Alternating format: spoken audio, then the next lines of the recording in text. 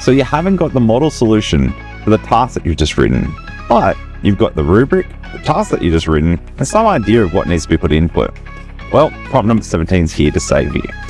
Hi, hello there. I'm Steve, the AI Teacher Guy. Welcome to my channel where we teach teachers how to save time and build better resources while leveraging AI.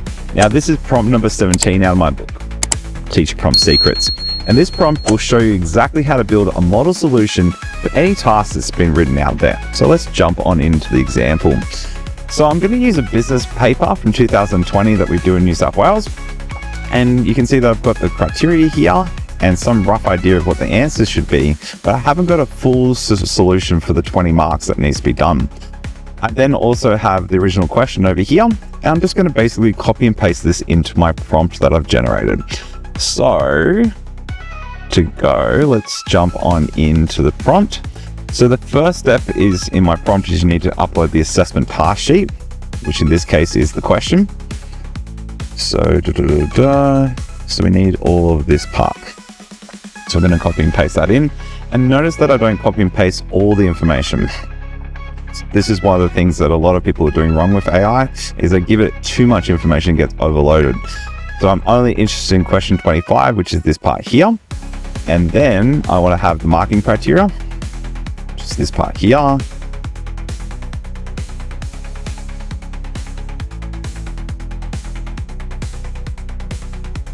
And then down the bottom here, I have this answer part that should be included in the writing part. So it's a summary of all the pieces of the puzzle that need to be put into it. Oh, so now that I have all that with my super prompt, what we're going to do is we're going to create the profile. This time I've changed it slightly. Instead of a computer science teacher, we've got a business studies teacher. And talk about how they have an MBA and Juris Doctorate from Harvard. It has a really good understanding of business concepts and the legalities behind them as well. So that's going to, again, load the cartridge into the game before you load it. And this is so important that a lot of teachers don't do. All right, so now that's loaded, we're going to go to the assessment model solution. Go here, press enter, and see what it does. So it has command terms that I've given it. It has assessment task, has the marking criteria, and the assessment, the answer summary. And then I'm going to make it use the TEEL structure, which for those that don't know, topic, explanation, evidence, and then link.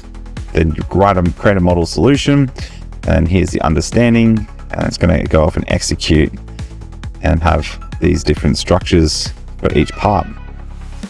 So it's going to go through and try and find the answers based off the different things that are available to it. And it's already mapping out, like brainstorming what it's going to try and write, which is a really, really cool thing. And then it's got this comprehensive answer down here. So there's the introduction. There's the physical distribution issues that were faced, and then a promotional strategy. So we come back to the original question. Describe 2 physical distribution issues that the business needs to consider in the delivery of their products. Justify one of the promotional strategies the business will use, and recommend possible changes the business could make to their operations.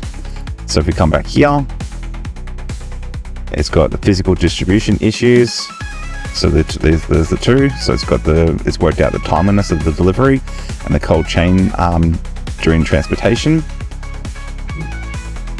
And then the promotional strategy.